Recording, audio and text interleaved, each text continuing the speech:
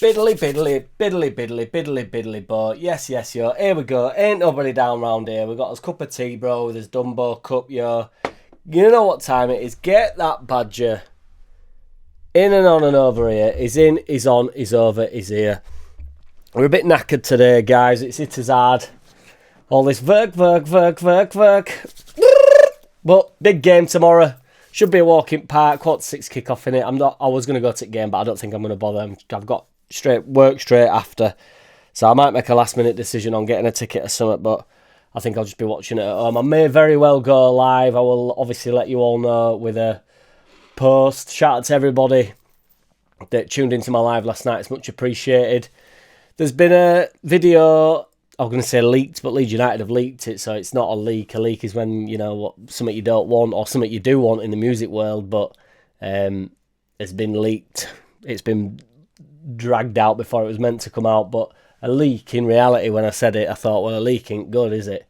So, but I suppose a leak ain't good for the artist, but that's not what we're here for. Let's not go down that road. The first shot in the training session was Meslier Silent S. Granted, it was with the rest of the squad, but that was like and I thought this is going to open up with Mes Silent S walking out to training. My man Solomon was the only one without something daft on his head. You know these things that they have that they pull over the top, or big silly woolly hat goes over ears and that. They were all like this coming out. And then my man Solomon setting the example for absolutely everybody. None of it, just no. Pair of gloves on, which I don't mind, you know. I'm sure 20 odd years ago that had got abused as well when a sprayer came to the league. But yeah, should be an example to you all you young uns. No on head, there's no need. I don't mind a woolly hat, to be fair. I can maybe get away with a woolly hat in training, but these things that you know, whatever Nasri started, I forget what they call them. But no, not for me. Gruev were in there training, passing it sideways, passing it backwards like only Gruev does. I mean, granted, the drill was set up that way, and it was like sideways and backwards passing type of drill where you just pop it back. Looked really good, really sharp on ball. I mean, you're only watching clips, but they did look mint. Geldout was in there. It'd be interesting to see if he starts tomorrow. There's fears that the game could be called off, which is I highly doubt. The under-21s, I think, meant to play tonight, and that has been postponed, to be fair. But apparently it's not because of the pitch, as you'd imagine. You know, I think they can deal with a little bit of frost on, you know, such a sensational ground such as Ellen Road. But apparently it's because of the conditions on the road and on the paths, etc., all around. Absolutely no chance of that for me, to be fair. It's a crazy article, that one. I don't know whether I've been had or not. Faka came to Meslier Santos' defence pretty staunchly yesterday. He did say that he made some mistakes in the whole game, as we all know he did. He admitted that the second and third goal were probably his fault. He said that the first was very cheap goal. You know, he thought the defence got pulled over. I can't remember the phrasing he used, but there was a huge gap in between for that Kamara guy to run through. He mentioned his other mistakes through the year. So he said, overall, is he happy with his performance this year? And they were like, absolutely not. He did say that Meslier Santos is very, very critical of himself, and he mentioned his loyalty to the club. Said, show me a keeper at his age with his CV. He said he got the goalkeeper of the year last year.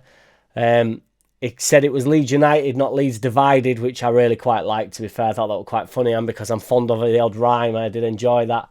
Farker said that he himself was extremely angry after the game, that pressure is normal in the, you know, at this club. He always refers to us as like an emotional club in his interviews, which does frustrate me a little bit. I know we sort of are, and there's a lot of emotional people that sort of rant and rave and that, but I don't really like emotional people. So when we get sort of framed as an emotional club, I know it's a good thing, so it just means there's a lot riding on stuff, but being told I'm an emotional fan member is not, it's not the one for me. But he did say that there isn't a team in history who was a keeper that was the keeper of the year last year, who sit top of the league and then they go get rid of the number one, which I thought was, you know, whether you like it or not, that is quite a good statement to make. We are top of the league. The keeper was the keeper of the season. Whether you think that's valid or not, you know, a lot of talk, you know, Farker coming in on him, and ultimately these decisions, it's going to be make or break for him. He's going to go with something. I thought, I mean, he's definitely starting Darlow tomorrow. He said that in his interview, but he said that was the plan anyway. And he says Darlow deserves some minutes in general. But he's going to live and die by these decisions. Now, that is true, whether you like Meslier Santos or not. He got goalkeeper of the year last year, and we are top of the league. It does seem a little bit like, because there's been a few mistakes. Now, I'm still in the camp of get Darlow in for a few games and just take Meslier Santos out of it. I still think Meslier Santos will end up being the number one at come the end of the season. I'm sick of hearing about this Jeffin video, though, after its second goal, where there's Rothwell, Rodon, and I can't remember who else it is, Peru, having a go at him and then saying that they've had enough of him and all this stuff. It's just, I'm not on board with it. I think it's a load of bollocks. They're all grown men, and they need to get on with it. They seemed all right in training. Granted, the keepers train separately, but if they can't get over mistakes, then they need to be careful of themselves, because, I know Peru scored that game, but, Peru's not short of getting some stick from fans. Rodon's got a mistake in him. Rothwell's decent, but, you're only on loan, mate. You've only been here 5 minutes. But no, I've just had enough of that. I just think we're over egging the pudding. My concern is, to be fair, if he does play and he makes a minute mistake, I feel like everything's going to come onto him, like big style from fans and stuff. So everything's just going to become his fault. That's my only worry with the fan base once it turns a bit toxic with it. He mentioned about getting players in, whether we need someone or not, and he basically said if there is a player that makes us better, I would never say no. He just don't want a load of dump in his team, as we spoke. He asked him if they actually put a bit of pressure on him about transfers, and they asked him if do we need a striker. Farker mentioned who can play there. Never really mentioned Geldart, but did say that Nonto could play there. And when he said that, I was not on board with that at all. I thought, well, then we need a striker. Then if we're not even mentioning Geldart, Bamford's obviously out for 4 weeks now. Is this the end? Like, all nonsense aside, if everybody can just chill out about Bamford for 5 minutes. I still don't understand why people get so mad about it. We haven't needed him this season. I think people are butthurt that he's getting paid, and it's like, Dallas were out for a long time. Nobody cared about that. Granted, Bamford has been significantly more injured, but he's also offered a lot to the club over the years. It's frustrating for him, it's frustrating for us, but I don't know why it's so prevalent in the front of people's minds. Like, we haven't needed him for a single minute this year. So I don't know why people are so aggressive about it. Peru struggling with a couple of small injuries. I think he's got a couple of muscle problems. Byram did an interview. He were really defensive of Meslier. Silent S said that, Byram's played 202 games for us as well, which is mental. There's only Jack Harrison, who's still kind of at the club, that's played more. He's got like 206. Byram said that it might just be that he's destined to be here, which was lovely to hear. He said that he'd love to stay, but obviously we'll see what happens with that. I'd be up for him sitting on bench, to be fair, next year if we go up. I think he'd be, we're all on about whether we've got strength in depth and stuff. I think he can do a job for 15 minutes every 3 weeks, I'd say. Coming on full of it. He always puts 110% in. He's a decent player. Been some transfer talk. So we spoke about Ben Davies yesterday. That's still sort of ongoing, really. The centre-back, left back. From Tottenham, be a decent sign in that. But there is some talk about the strikers. So that Mergin Berisha, who it sort of died down about him. I've said about him before that the main problem is that, Jesse Marsh apparently wanted him. 26-year-old, plays for Hoffenheim. He's apparently been told he has no future at Hoffenheim. And there's some weird talk. I don't know that it's April Fool's and I've been done over by this article, but they're saying that he could be loaned out for like 1.5 years. And then with an option to buy. So I don't know if I've been had there, because it seems a bit mental. But apparently Werder Bremer are interested in him, and they're like pretty big rivals apparently. So make that what you will.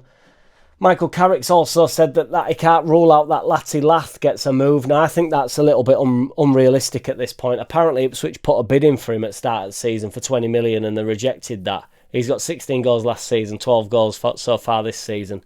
They only signed him for 4 million, but they were talking about that they want about 15 million for him, but it ain't that bad in 15 million, but I don't really know. He's got 2.5 years left on his contract. If they didn't take 20 million off Ipswich, unless they're in some sort of trouble, I don't know if they're going to want to let him go for less than that. You're probably looking at 20 million for him, to be fair, 25 million.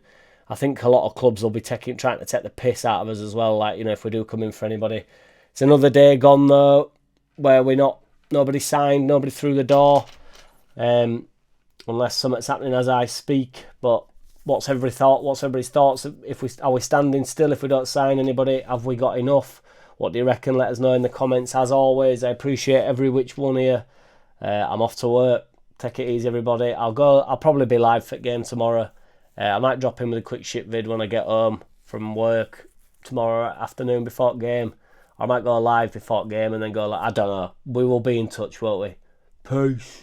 Boom. JackCity, bitch. JackCity, bitch.